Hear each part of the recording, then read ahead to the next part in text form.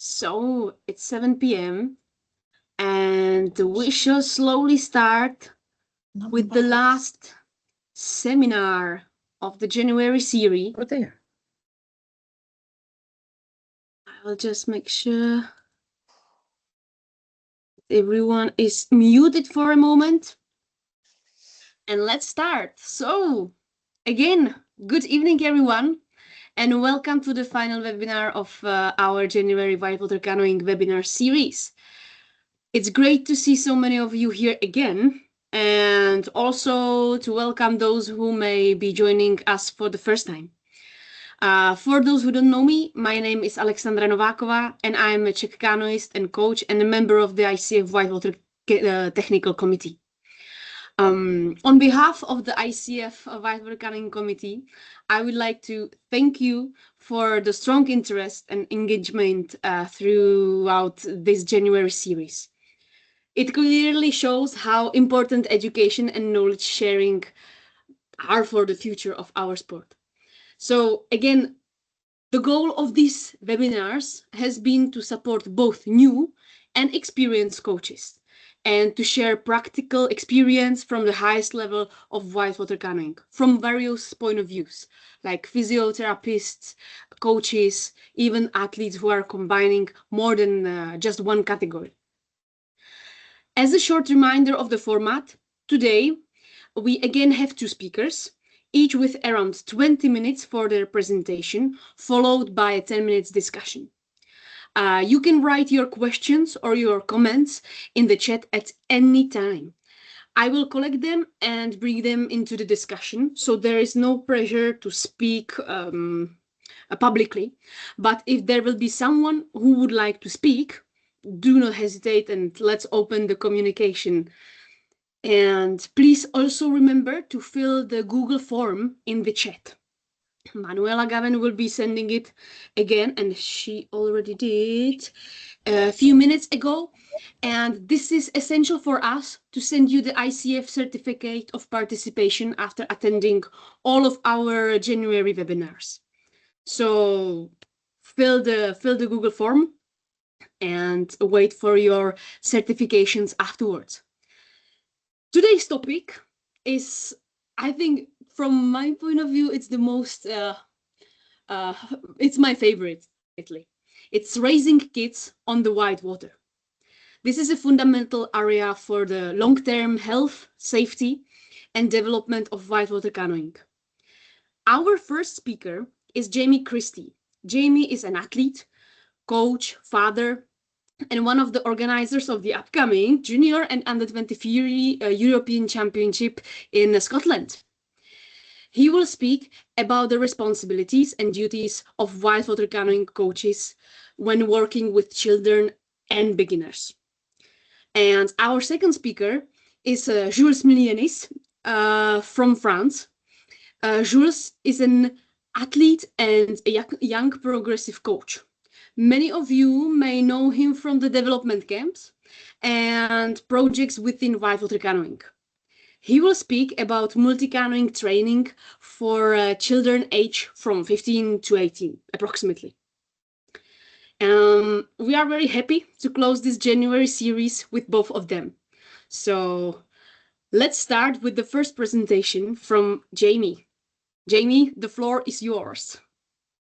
Thank you, Sasha. Thank you for the introduction and good evening, everybody. So my presentation is based on really my experiences and thoughts about the responsibilities of a coach, duties of a coach. Lots of different coaches we've got on the teams tonight will be from different federations, different countries, and there will be lots of different quirks and tweaks that you have to do depending on your national federations. So I'm going to cover some basic canoeing skills, whitewater specific skills, and how to take people from whatever their background is through to being an elite whitewater racer, hopefully, or somebody that loves whitewater racing. So safety is a key aspect, safeguarding, especially working with children.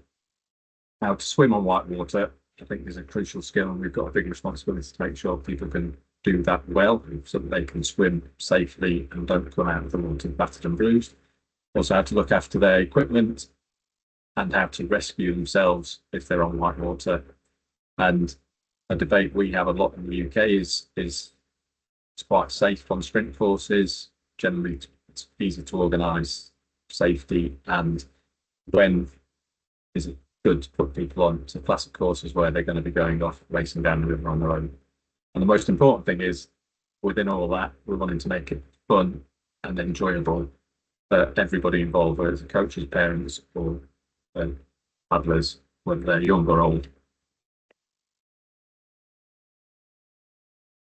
So we base a lot of what we do in the UK on our Wildwater racing manual, and there's a link later on to that resource that you can use, and it's open source, it's free to everybody to access.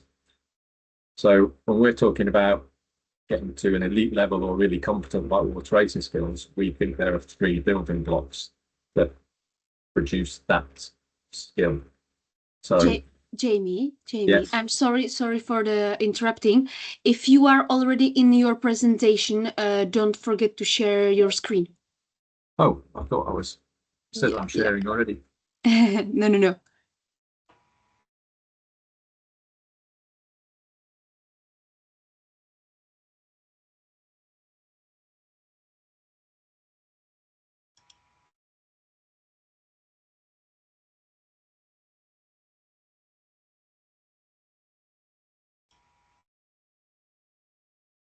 How's that? Nothing there yet. Um,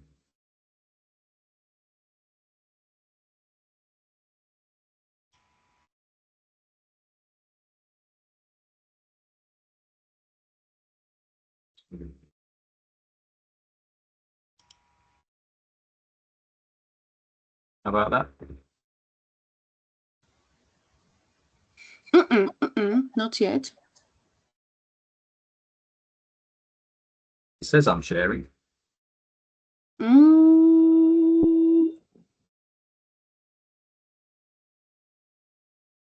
Has Jules stopped sharing? Yeah. We can't see any of your screens, guys. Do you have to give him permission to share a screen or take control of the screen? We were already trying it a few minutes before, and it was working without any issues.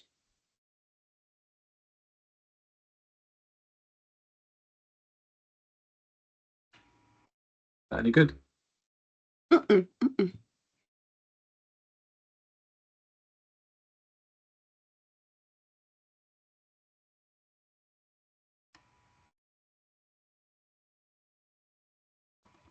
I don't know. Neither.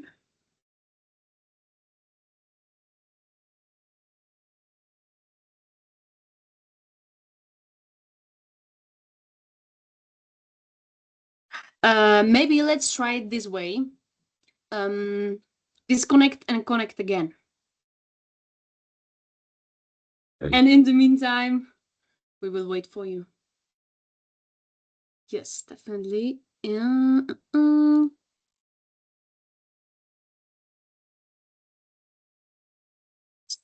and if we have Manuela Gavin, she will be sending the form and the QR codes right now again. So, and let's see what about Jamie's presentation.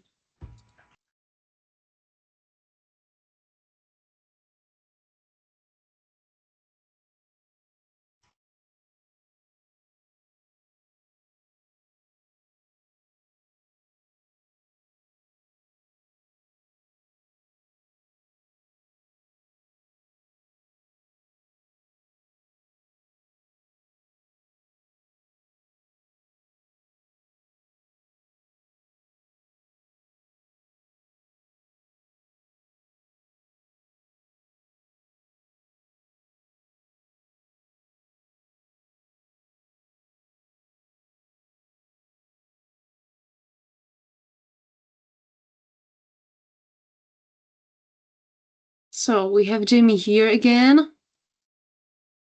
And let's see.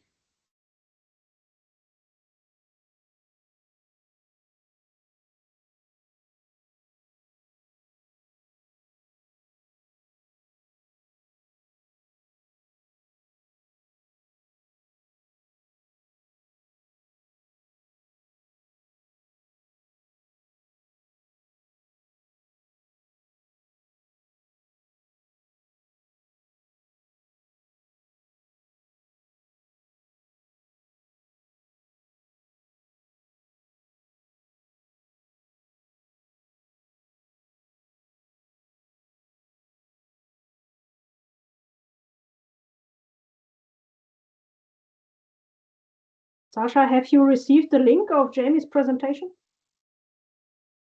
I will double check my mail. Then I can definitely share my screen in the worst possible case. But no, I haven't received yet.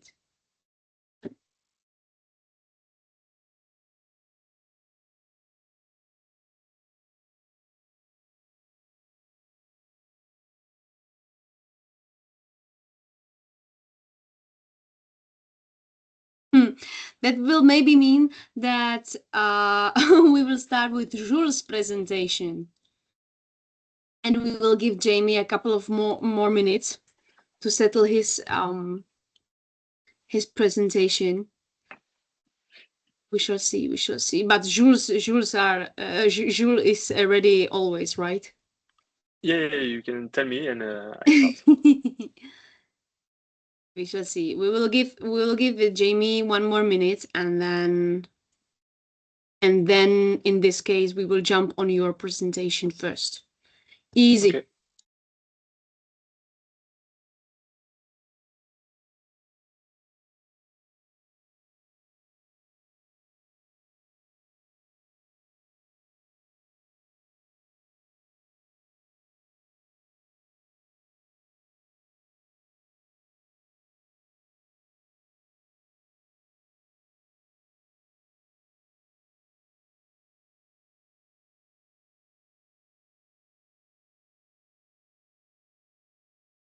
So let's do Jules' presentation first, because Jamie's Teams application is right now uploading the newest version. Very fair to Jamie.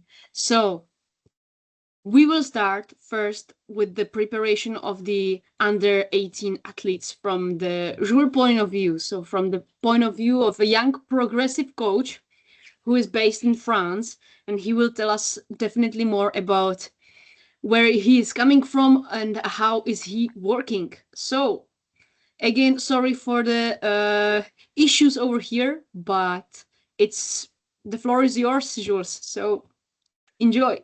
Thank you. Can you see my screen? Yes. Perfect.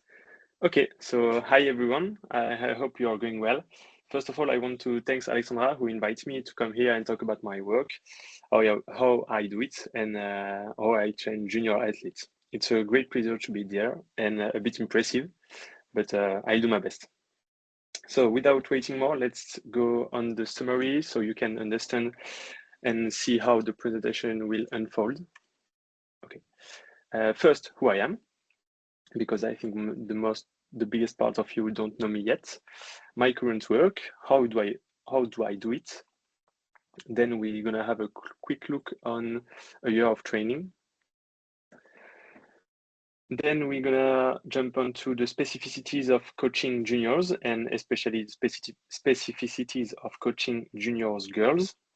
And to finish, we're gonna see some results I get with my coaching, and we do the conclusion. Okay, so first, who I am. Jules Miglinieks, 24 years old athlete of Wildwater canoeing, kayaking. I began kayak when I was 17, so for the one really bad in math, it was in 2018. I'm a sport trainer in French clubs since 2022, and I got my degrees in 22. My first degrees, my license degrees in 2022, and my master degrees 2 years after. And about coaching, I was ICF development coach in Augsburg and Sabero in 2023 and 24. And then I was, for the first time, French coach for Vélez, World Cup 1 and 2 in 2024. And then I was French junior coach, junior and under 23 coach for Dalenville and Solcan. So now you know who I am. Let's talk about my current work. So as I told you, I'm a French coach for my club in France, and I'm the only one salary, so I have a lot of responsibilities and duties. First, manage the club. Okay, it says organize events, manager during the summer season, and doing the communication on social media. Second duty, being coach for school kayaking. Okay, make youth discover kayak and canoeing, keep them on a regular practice and enjoying outdoor activities, and some of them gonna do their first steps into competition. Okay, and now let's have a look on my strongest responsibility, competing kayak coach. So first we are going to summarize it, and then further in the presentation I'm going to give you all the details about it. So to summarize, I organize year program training depending on the competing events we got this year. I create in collaboration with other coaches training camp, and of course I take part of it. After training athletes, I bring them to the competition from regional to international competition. And to finish, I make sure they still enjoy our activity, whitewater canoeing and outdoor activity in general, because if there is no pleasure, there is no performance neither. Okay, now, how do I work as a coach? There are 4 points for me to work and to be a good coach. The first one is the individualization. Okay, the athlete is the center of the project. He set up his goal and he train as much he can.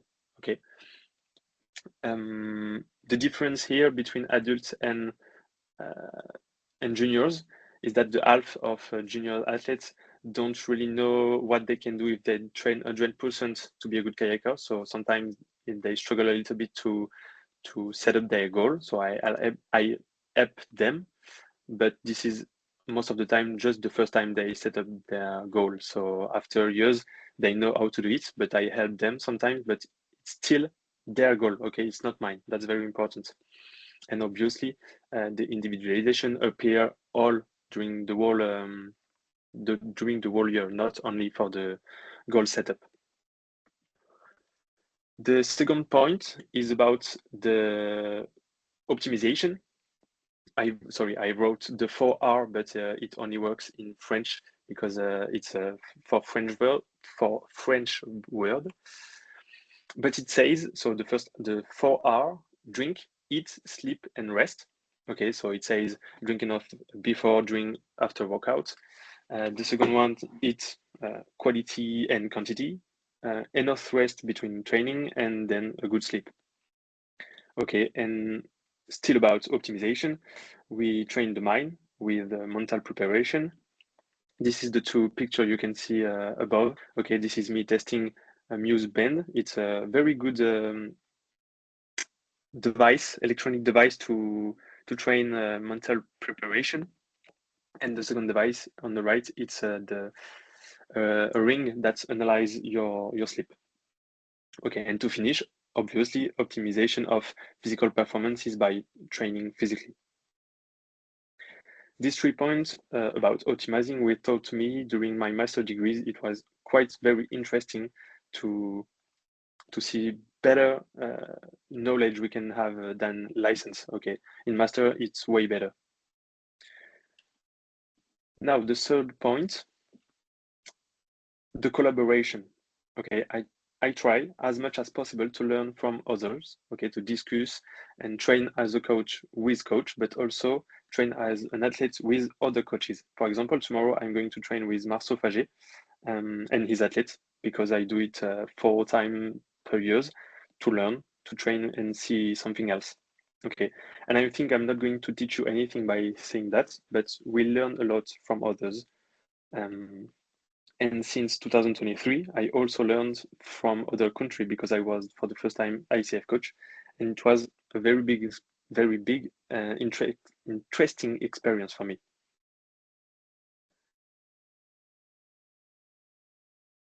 So the next point and the last one, the innovation. Okay, I have a master degree, so it means it induces that I keep an eye on studies, so I stay connected with recent and less recent studies, and I always look for more efficiency and quality works. It's not only eat, sleep, train, repeat for years, because athletes want news and I also want news. So it's eat, sleep, train, repeat better. Okay, now let's have a quick look on the summarized example of your training. Okay, very quick, because I think it's not very, very important to spend a lot of time here, but I think some of you are gonna have some question. But this is this year, okay, October, November, December, it's last year, and from January, it's 2026. You can see in the highlights in yellow the general aerobic development. Okay, here, for example, we do a lot of different support for our sports activities like biking, swimming, kayaking, of course. Sometimes canoeing, but canoeing, you know, there are some problems when you are a kayaker doing canoe. Sorry, the video doesn't work, but the one who know Wally gonna understand what is the problem when you canoe, when you are a kayaker. Okay, now let's talk about the specificities when you are coaching juniors. Do you still hear me? Is it still okay? Yes, we can still hear you, but we are somehow fighting with the quality of your presentation. I don't know why, but it's really blurring. I don't know. Maybe the solution would be if you can try to stop sharing the screen and maybe put it on back again. I don't know why. Maybe it's because of our final Wednesday. We have so many issues with the Teams. Oh, you don't have my screen? We can see it, but it's really blurry, like logging, you know. Okay. Logging. Let me try something. Is it better now? Maybe if you can just stop sharing the screen and then put it on back again, because it's weird. Your like camera is working perfectly. Yeah. We can see you without the problem, but Okay. the screen was an issue. Okay. I took off my camera. Maybe it's gonna work better. Let me try. Yeah.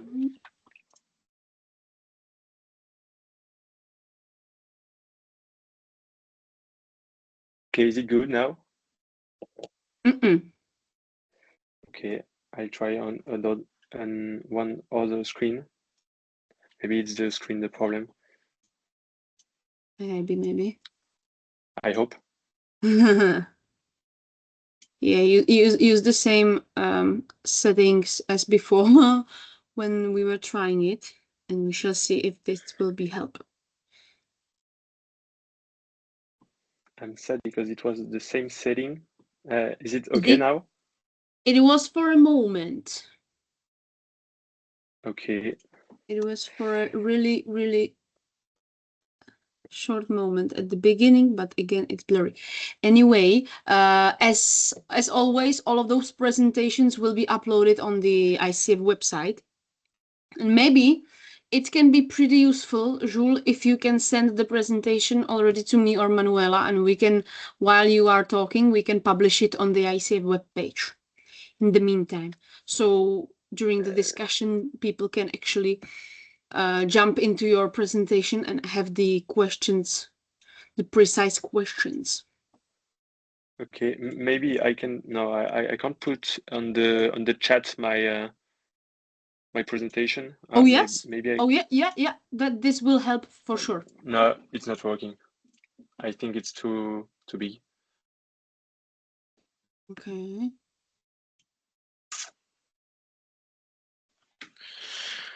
You can continue, like we understand you, no worries. Just the details are not visible, but we can easily continue, and now it's Okay, working. Okay. Now I it's think I'm going to keep it like that. So you're very gonna good. see all the details, but all the different diapositives, but it's okay. Yeah, it's again blurry. Okay. But no worries. Jump back into it. Okay. So I was talking about the specificities of coaching juniors. Okay. Let's start with some physical training. Okay, specificities. You have to consider anthropometry of every athlete, of course, if they are tall, small, big or not. Some are already start puberty, and others are fully complete or just started. So you have to consider it. Then the technique. Okay, I put one study. Sorry, it's in French, but I'm sure that you can have it in English. About the physical preparation of young athletes.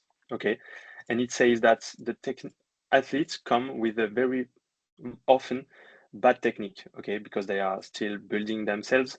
Okay, so and it's the very good time when brain plasticity is the best to learn new stuff. So it's the time to work on technique. Also the time to work on speed, because young athletes are really fast and recover fast, as you can see just behind, just under weightlifting. So when they are young, it's a quite good moment. Okay. Then about weightlifting, for years we thought that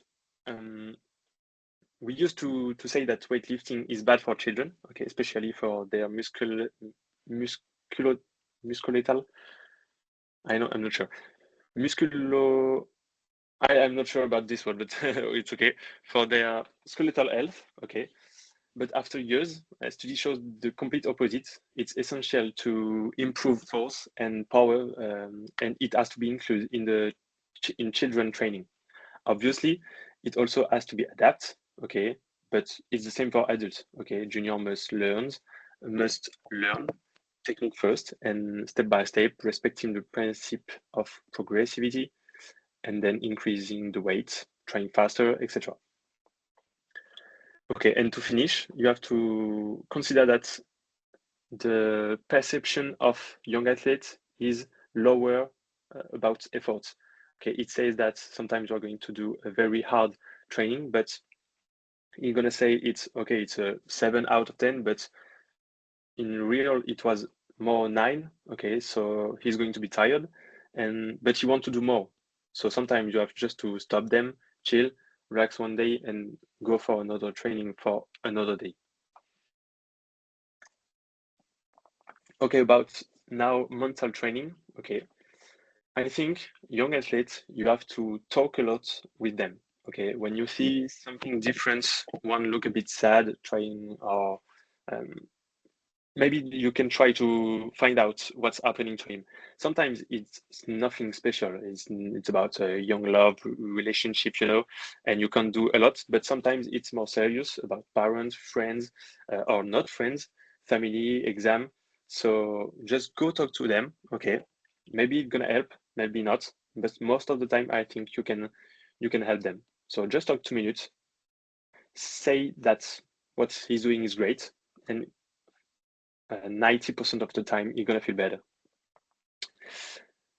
And there are a lot of difference between two children in their mind, most of the time due to their parents. Okay, and it's often closely related to the way they manage their emotion. So some child need more support than others. And if you can help, sometimes just advise them, listen to them a bit more, go for it.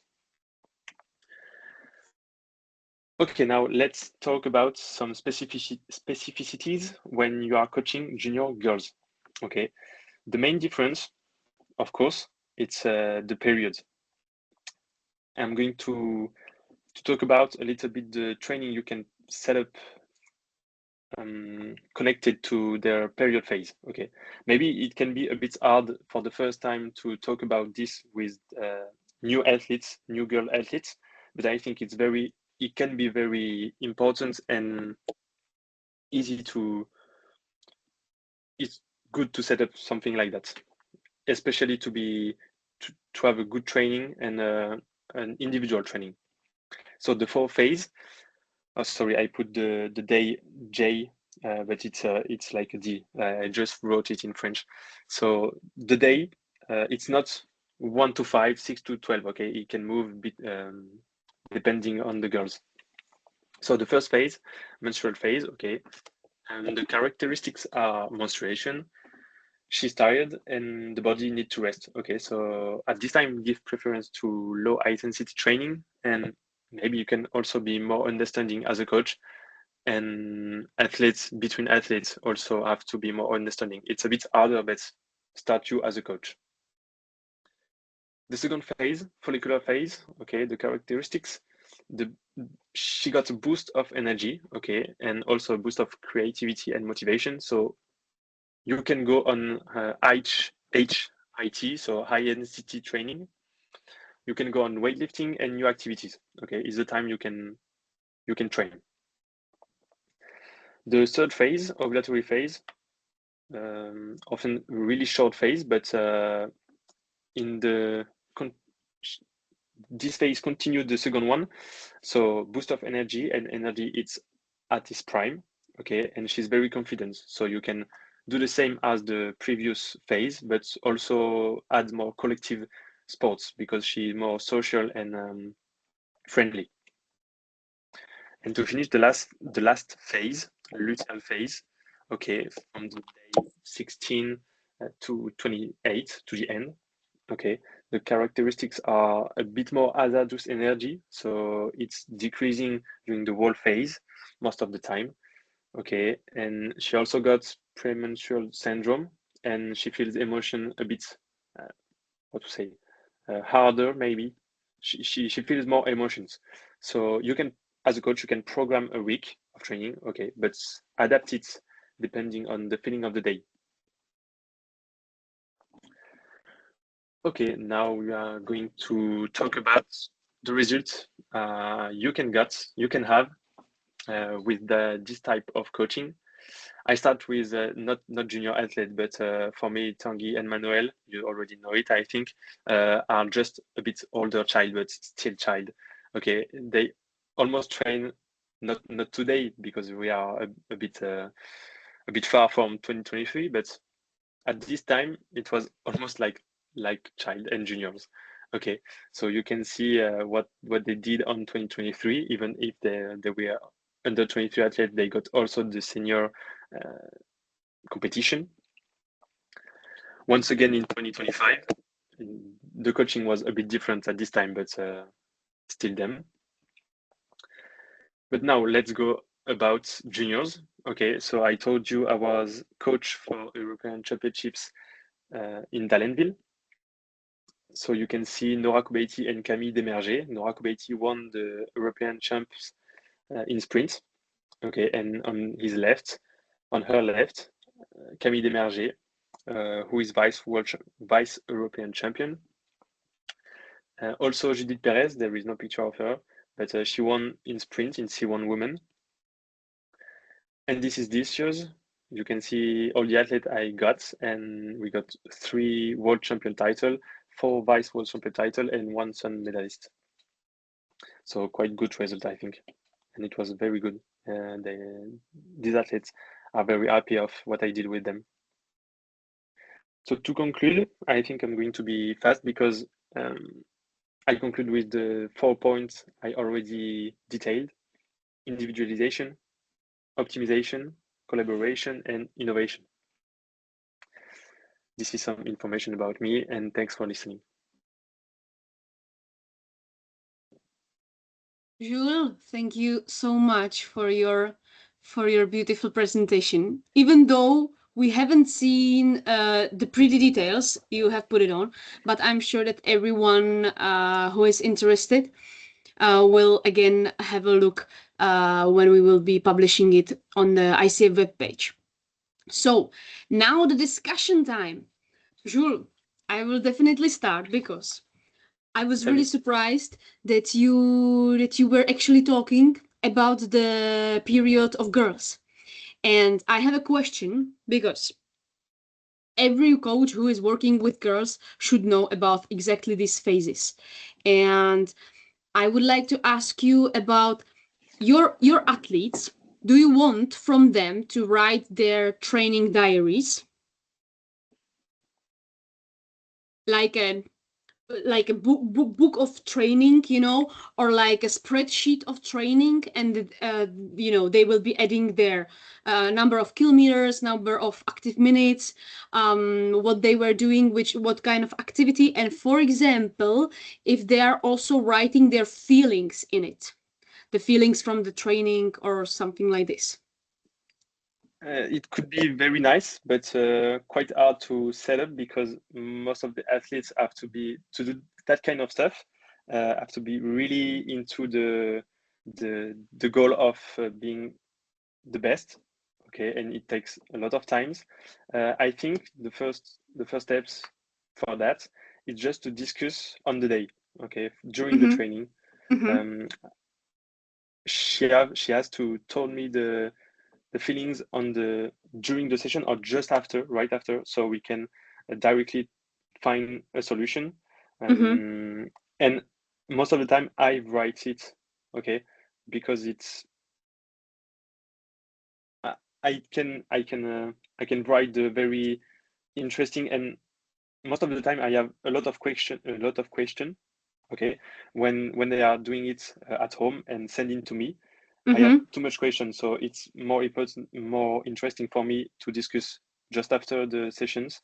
Okay, or maybe maybe sometimes I set up questions. I send it to them, to her also. She write answer, and we call to discuss. Okay, nice. No need to have a full diary of all training. But yeah, we discuss a lot between sessions to just know what happened in the mind, in the body, and get the perfect solution. Yeah, because in our club, what we are trying to push them to really write their diaries. And also we want from girls to write when their period was over there. So we can actually, when we are planning the training schedule, we can actually work with this like as little steps that we can, put inside of those training schedule individually for the girls. But there is a question from Julia Formenton. Is it better to have individualized training for juniors or better group training to have more fun or like motivation? I think you have to do both, of course, because sometimes you have to get individual feedbacks. Okay, but the group training is way better to keep motivation. And if I should choose how many percentage for each one, I say less than how to say divide by 3. Okay, one quarter for individual training, very individual. Okay, and the rest 3/4 for the group training. Okay, but still going to do some individual feedbacks during the group training. Okay, of course, you need to do that, but I think 1/4 just very individual training, it could be great. Maximum, not more, but a quarter. Yeah. Okay. Sean McIntyre, what boats do you use for junior athletes? Most clubs have the same kayaks, canoes for adults as children, and the boats are too big for some under 18 paddlers.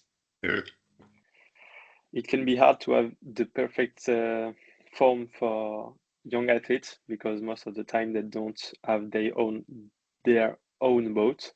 Exactly. But I think one of the very used form is the Loisac 1 and 2.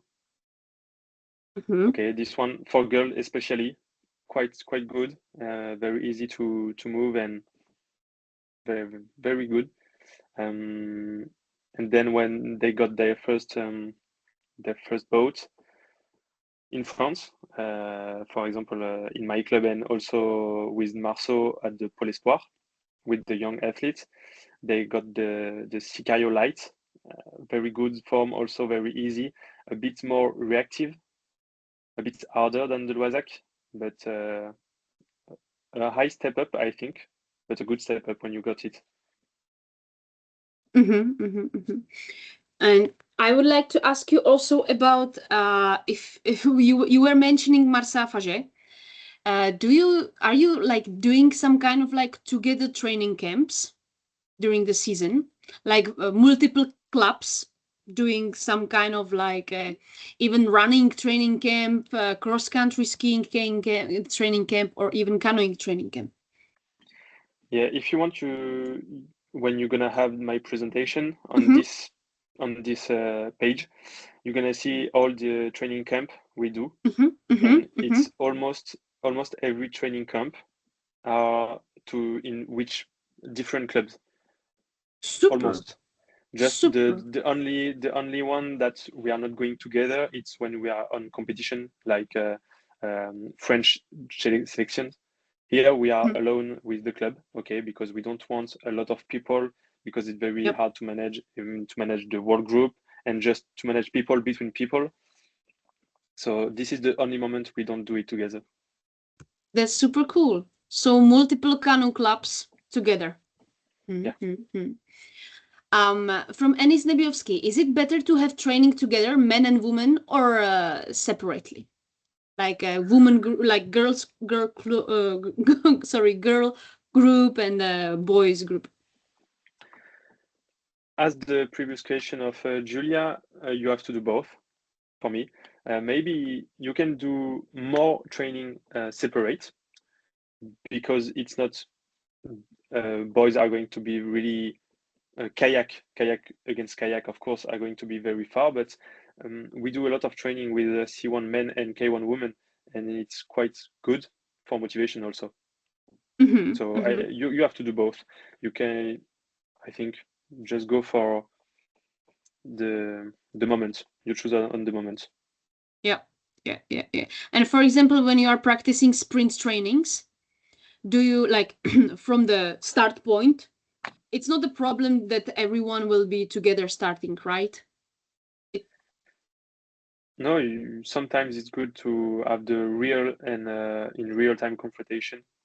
The most important is that they have also they have to know how to compete without looking around them. Yep. So it's cool to be with friends and other athletes at the moment, but you have also to know to do it without them. Okay, so it says do the same race, like start every 30 seconds on a classic, and we just don't go every time everybody together. Okay, but just as before, choose on the moment. Okay, and you have to do various training. Okay. So thank you so much, Jules, for answering all of those questions. And thank you that you were able to take it before Jamie. And I think that we will slowly move on to the Jamie's presentation one more time. Thank you, Jules, really. Thank you, Alexandra. Sorry for my pixel presentation, but you're gonna have it. Yeah, and we will publish it right after our meeting over here. Thank you, Jules. And let's jump back to Christie's presentation. Jamie, would you like to try sharing your screen? Oh, perfection. We can see everything now. Super. So the floor is yours, Jamie. And just to remind everyone else, Jamie Christie will be talking about the responsibilities and duties of Wildwater coaches. So enjoy it. Still see the screen? Yes, everything's working. Perfect. Okay, I'll carry on from where I left off. The first slides are just introductory slides. So we have in the UK, we have the Whitewater Racing Manual, which is on the website and free for anybody to access. And if we're taking beginners, juniors, wherever they're coming from, there are 3 core skills that build into being a good or a great or an elite whitewater racer. And you find with beginners, you take people that you might be an absolute beginner, or we get people that have come from a playboat or slalom background and they've got reasonably good core whitewater skills, bit of river awareness. They know about eddies, they know how to break in, break out, ferry glide, surf waves, depending on their standard. Then we might take people that come into whitewater racing from flat water. They've usually got reasonable technique. They can make the boat move on fast on whitewater, and they generally have a good training discipline for moving across to whitewater. And then we've also got to teach them whitewater racing boat specific skills. How to, if they're flat water guys, they come, they're used to steering with rudder, all of a sudden they take the rudder away and they can't steer. So I was bringing the playboat slalom people, we might have to go back and teach them some flat water skills, good forward technique. And we've got to teach them how to manage a whitewater boat. And that might be working on stability or edging, whatever it needs.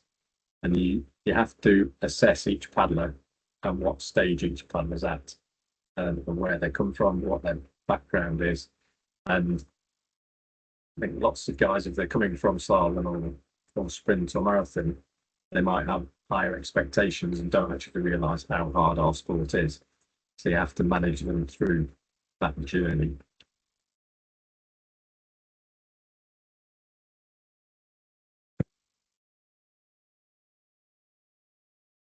Okay. So the core whitewater skills, they're kind of river awareness, and generally we're getting people from a playboat style background. They have a good understanding of that, but you can teach it quite easily. And I don't think it matters what type of boat you do that in. So if you're getting their guys from flat water boat, getting them on some slight moving water and getting them to play around in their sprint boats, on some moving water with some nice gentle waves, surfing in it, flat water K1, whatever. It doesn't matter. Doing it in K1s, K2s, getting them to switch around a lot, so they're not just in kayak all the time. Getting them in C1s, getting them in C2s, and all of those things gives them a better understanding of how the water will interact with the boat. Also have to go through some of the theory. I think that helps a lot. And I need to find a good link for a reference to that, which I haven't done yet. And then there's a difference between downstream stability and upstream stability. So we do a lot of work with kids on teaching them to paddle down rivers and understanding how the boat works, but also getting them to paddle back up easier rapids. And if you can paddle upstream really well, you can paddle downstream really well.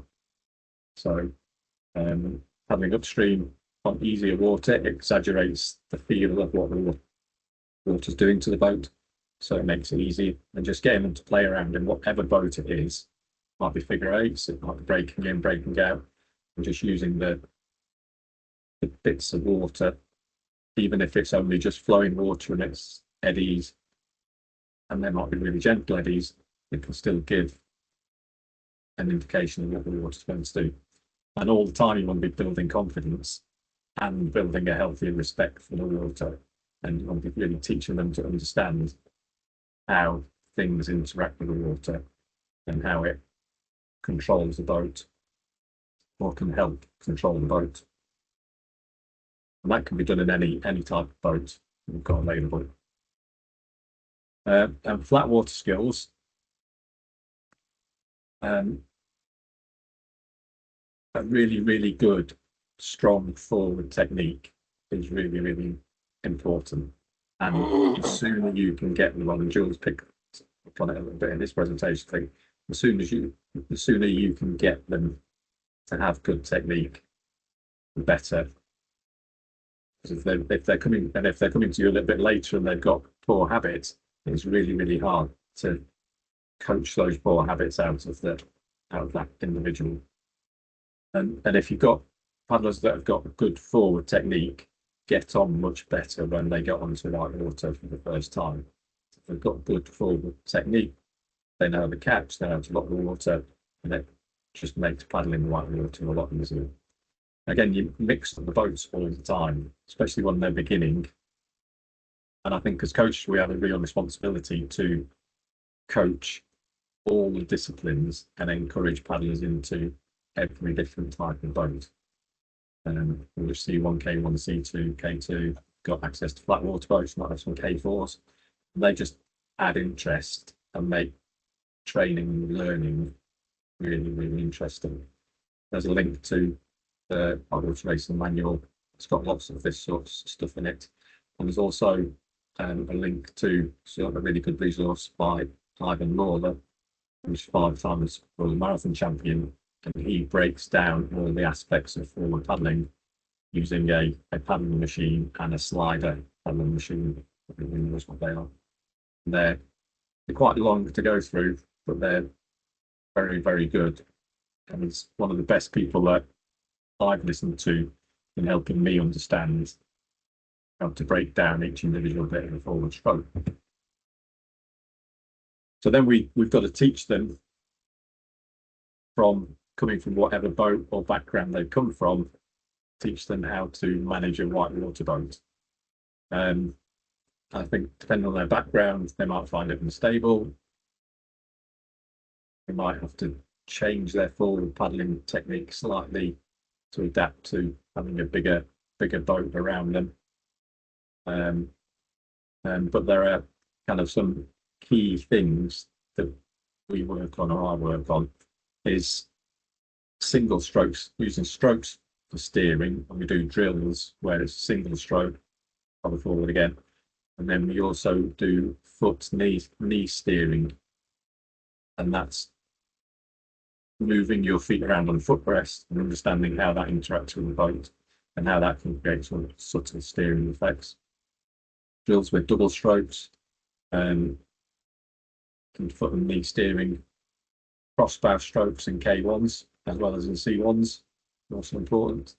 And you don't see them being used very much in racing, but just practicing them and having those in your toolbox are just good and give general improvements to flexibility and just all-round skills in boat handling. We do a lot of drop hitch steering, edging at various angles, and you can set up, doesn't have to be on white water, you can set up some buoys, do figure of eights on flat water with the hands. Another big thing that is really, really important for white water paddling is wet hand drills. So learning how to get the blade really, really deep in the water so that you're getting your hands wet on each stroke. When you get onto white water, depending on the section and type of water you're on, if you can dig down really deep, you can get your blade into faster water lower down in the river. If you're going through a stopper or a hydraulic, you dig right down, you get the fast water that's shooting through at the bottom of the river. Whereas if you're up in the aerated water, you don't get that so much. Another one of our big responsibilities, I guess, if we're getting people onto white water, is safety equipment. So we've got to check to have a good fitting helmet. Buoyancy aids is suitable for the size, especially if we're taking children. Shoes is often a big battle for the guys that come from slalom and flat water, because they don't have a rule that says they have to wear shoes. In white water we do. and often it can be quite tricky to get past that, and it just takes lots and lots of reinforcing. When we do get them onto whitewater and a whitewater boat, the boat needs to be fitted really, really well. It needs to be fitted tight around the hips. They need a footrest that's suitable position, and generally we like, well, traditionally some of the motor guys are using knee blocks. I still, especially for beginners, prefer to get them in with thigh bars, and the thigh bars should be fitted so that they're fitting around the feel of the thigh bar can be close to the hip rather than just to the knee. So I think that helps with a lot of control. In canoes, make sure the hip blocks are fitted properly, the straps can fit them in the boat properly, but they can come out of easily, especially people that are learning. And then when you start to get them onto some whitewater, choose suitable whitewater or easy whitewater. And it's really about building confidence, having fun, playing around, getting wet, depending on the time of year. And in whitewater paddling, confidence is everything. The more confidence somebody has, the better they're going to get on. We do have to temper that with not having overconfidence or teaching overconfidence. So they've got to understand the risks. Understand that trees are really, really dangerous. In the UK, we have lots of overhanging trees everywhere. And they're one of the biggest hazards we have to manage. Knowing the river and checking the conditions on the day before you're taking people out to important. And also with paddling on whitewater, we call it loving the obstacle. So if you're coming up to a rock sideways in the flow, you love it, you roll yourself over it and give it a big hug. That way the water's going to go over the boat, under the boat, rather than coming over the boat and pinning somebody upstream. It also helps. It's easier to get yourself off an obstacle if you're forced your body weight over it. And again, you can teach all these skills, and you should practice all these skills in the right boat, in the right situation. Make sure people are learning. Safeguarding for coaches, especially with looking after children, it's really, really important. We've got a real duty of care to keep everybody safe and out of harm's way and protect them from individuals that they shouldn't be coming into contact with. I think every national federation probably has its own rules and guidance on it. It also goes into bullying, group pressure. So we have to create a fun, supportive and positive environment that allows everybody that's in that group and learning to perform at their best and flourish and become and develop into really good canoeists. It's important to know who to report concerns to and that we're not there. Most federations, I think, have support networks in the federation, and it's not the coach's responsibility to get involved and trying to sort out and determine whether certain things are safeguarding incident or not. That should be passed on to professional people in your organisations, and so it's important you know who they are. And also, it's important we protect ourselves.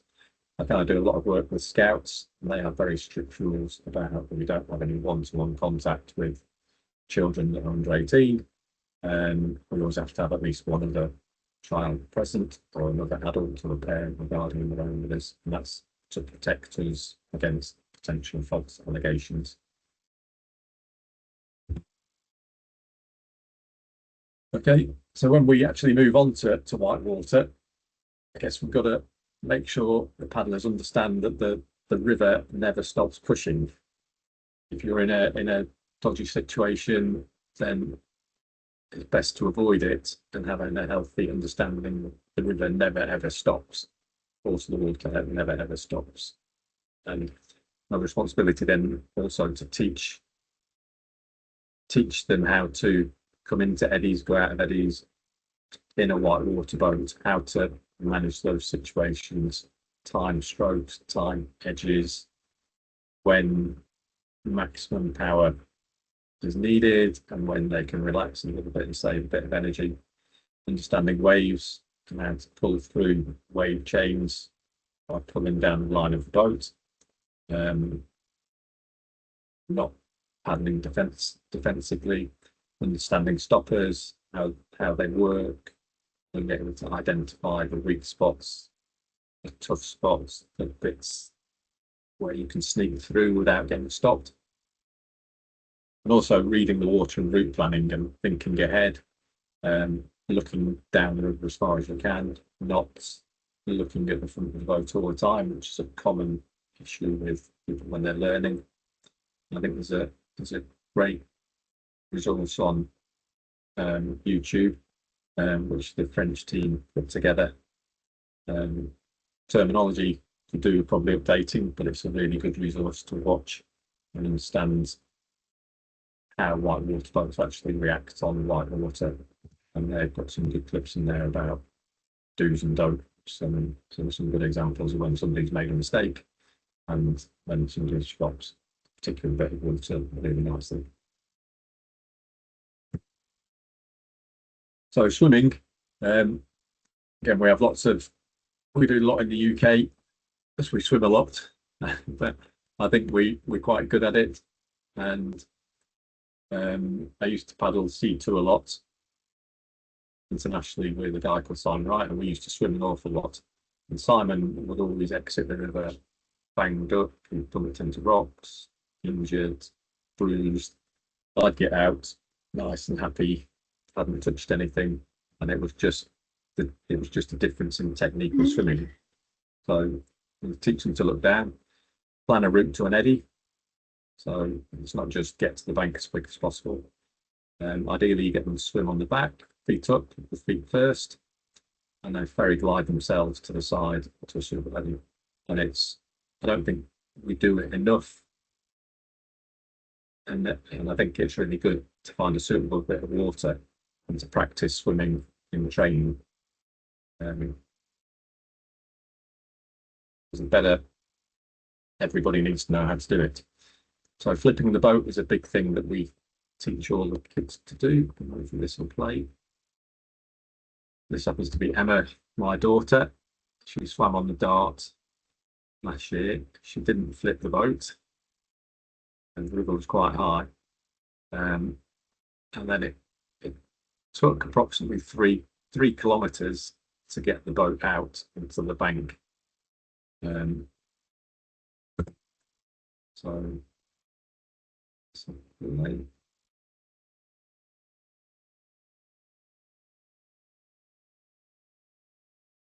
there, you just see it in the distance, and it's easier to watch if you download it later. Nicky Cresser, some of you may know, he took a swim at Spindle Roof last year after trying to roll quite a considerable number of times. And he's flipped the boat. It's much more easier. He can swim the boat to the side himself, and basically self-rescued without anybody else to get involved. So flipping the boat is really important skill. Also, we need to teach people how to self-rescue. If you've been in a boat going down a whitewater river trying to get a whitewater boat to the bank from the water, you'll understand how difficult it is. So getting our paddlers and athletes to learn and to be able to self-rescue them efficiently and to be able to get their equipment to the bank efficiently. And flipping the boat and keeping water out of the boat is a really important skill in making that process a lot easier. We also have to teach them when they've got to leave their kit and just get to the bank when there's a big rapid coming up. So there's lots of awareness and stuff we need to be imparting to paddlers. And I guess we need to have to learn this sort of stuff. You've got to practice it. You've got to have swims, ideally in a controlled way, and just practice them and get confident in performing them. We used to have one lady, Sandra Hislop. She used to be able to kick the boat when she was exiting upside down and flip the boat before she'd come back to the surface. And a big thing that we think about when I was starting out with Kerry and Emma on Whitewater, it's easy to teach them and coach when you're on a sprint course. It's easy to get rescue there on the bank, and it's quite a safe environment. They usually put her out into flatter water and lots of eddies to swim to. It's when do you let them loose on a classic course on their own? So we're starting at minute intervals, sending them down the Metzana, Ivrea, Borg, wherever it might be. It's a big question that I don't think there is a really good answer, and you've just got to individually assess each paddler and be involved with that. Involve that paddler in that decision-making process, not to scare them, but just to make sure they understand and take responsibility for where they're at in their paddling journey. And things to assess are: can they read the water? Can they roll? Do Eskimo rolls? How good are they at self-rescuing? Do they know the river? Have they been down it many times or with other people? What level of maturity do they have? Are they sensible? Can they make good decisions in what might be a tricky situation? So how difficult the river is and what the conditions on the day are. All these factors play into account, and as a coach you need to be very, very aware of them and help the athlete or the child with along with their parents to understand the risks and make informed decisions about whether they should be getting on the water or not. And within all of this, we have to make it fun. So we want to make all the experiences that we put into an athlete to be as much fun as possible, to make things into adventures and excitement. And excitement is in there. We need to teach them the skills so that they can love our sport, and teach them about the satisfaction of a good run, and that results will come, and that hard work comes results. And particularly in the UK, we have to be teaching people to be able to coach themselves and do a lot of this sort of stuff on their own, because we're spread out all around the country. And I guess in some areas around the world, like the States, Australia and things, it's going to be very, very similar because the athletes are spread out a lot. And we also need to teach them a sense of community and want people to stay in the sport for a long time. So there's very, very few people can become world champions. I think we have this massive responsibility as coaches, of whatever level you're at, to teach them to love challenging whitewater racing and to get them to have a lifelong passion for it and to stay in the sport and then start to give back. I guess we've got a big gap in the UK where there is a lack of senior paddlers. We've got young senior paddlers coming in out of under 23, but there's a big gap to my generation where people have just been lost out of the sport, which is a great shame. So one of my real motivations is teaching people to love it and to stay in it and to give it back and to help others enjoy it in the future. That's the end of my presentation.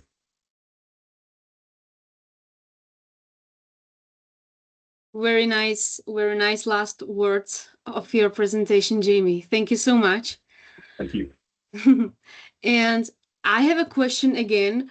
When it comes to a communication with parents, because we are doing an adrenaline sport, we know this. We know all of those challenges. We know all of those troubles that can be happening. How are you also encouraging those parents that they can trust you? They can trust you that you will take care of their kids, that their kids will be safe, that you won't be pushing them into situations that they can't handle. How does this conversation between you as a coach and the parent is working? I think you want to have them involved with it all the way along. It's difficult if the parent sees you as a babysitting service and they just drop their child off and then disappear. So you want to try and avoid that. We don't have like minibuses and canoe clubs and things, so when they want to get to going on trips, or we go away for the weekend, then the parents want to take them. So that's a bit easier to manage for us in that sense, because the parents are going to be there, and you can be on the bank having a chat with them, and coffee or break time or whatever. So, and you've got to just take them on the journey with you, with the paddler, and get them to see the enjoyment their child's getting out of the sport, and just take them on the journey and help them to understand the risks or how we manage the risks. Confident in what you're doing. And don't you think that when the parent is on the trip with you, like on some training camp or even the competition, that the kid is not too sensitive? Because sometimes when the kid is having the parent, it's like he or she is getting sometimes more sensitive because of the presence of parents. Yeah, so when we have that quite a bit, because we're volunteers, so we have parents coming out on juniors 23 trips, helping out, like the cooking, driving, doing whatever. So we have a meeting at the start of the trips, and we're very, very clear on that.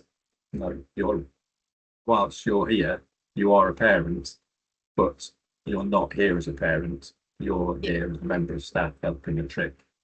So you're not allowed to carry the boat for your child. You can carry the boat for somebody else. And then another parent will carry your child's boat. We can't give any favouritism to individual kids. And we have a group meeting with the team and the parents that are there. We just make that very, very clear that we're there to support the team, not their individual child. It's often really difficult, but fair enough. There is a question from Sean McIntyre. Do you practice? You practice swimming? Do you practice rescues too? I noticed that a lot of whitewater paddlers who come from a flat water don't know enough about how to rescue a swimmer or a boat. Yeah. So we kind of do all that. We don't do enough of it, and I think we should do more. So yeah, it's fine, and it's finding the right weather, particularly in the UK. It needs to be a warm, sunny day and the right river, which is quite hard to find. Yeah, we do practice it. We try and get the paddlers to do at least a stadium safety whitewater course. But again, it's quite hard with us. We've got to organise those. The last one about 3 years ago, and they get taught basic, quite advanced safety techniques, getting swimmers out, practicing swimmers, teaching people how to rescue from the water is really, really hard, because you don't want to be getting quite expensive boats into what could be boat breaking situations. So yeah. And I noticed that in your presentation there was a lot of parts where you were talking that one of your main responsibilities as a coach of the beginners, that they are trying everything in every kind of category. And I think it depends on their journey and where they're coming from. If they're absolute beginners, how do you know? And it shouldn't be our responsibility to pigeonhole those into whitewater, because that's our passion. So it's important as a coach that we take them on whatever journey suits them. So if they've got a particular talent for slalom, we push them down the slalom route. If they're good flatwater sprinters, we let them go and do that. Like we play boating, rodeo, and ocean racing. Yeah. And do you have some, you as a coach, do you have your own like some kind of like age limitations, like the minimum age of the kids that you want to work with, and also like kind of like maximum age of some newcomer, beginner? For me personally, yes. I don't like, and I struggle with teaching absolute beginners. Okay. So I'm more comfortable when they've got a level of canoeing skill. Okay. And I can take them from there. But it depends on the coach, the individual. Some people like the introductory level and messing about getting wet with the kids, and doing the introductory courses. For me personally, I'm better when they're a bit more advanced.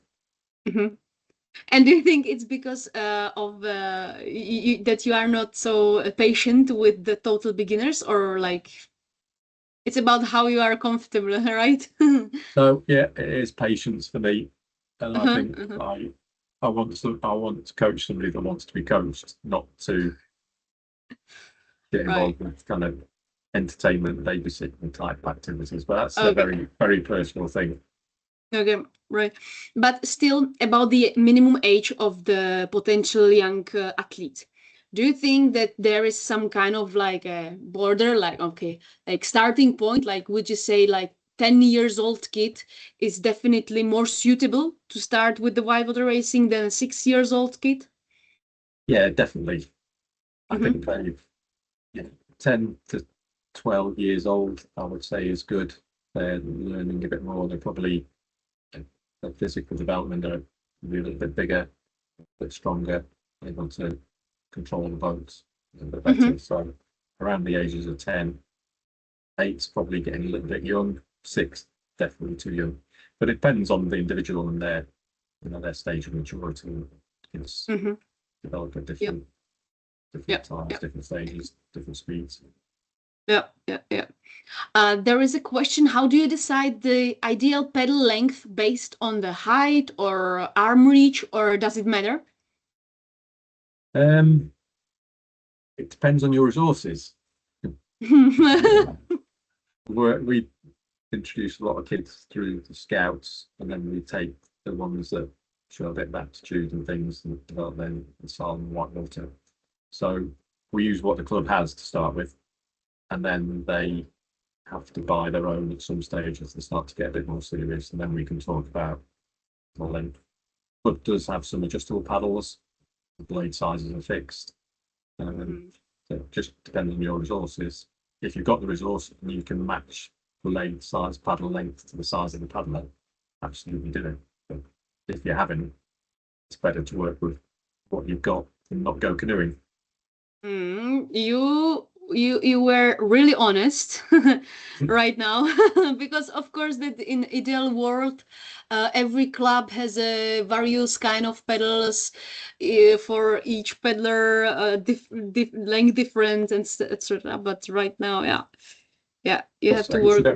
don't want to introduce any injuries, but some very good paddlers always told me, I think Robert Neville might be one of them, it's not the equipment, it's the paddler.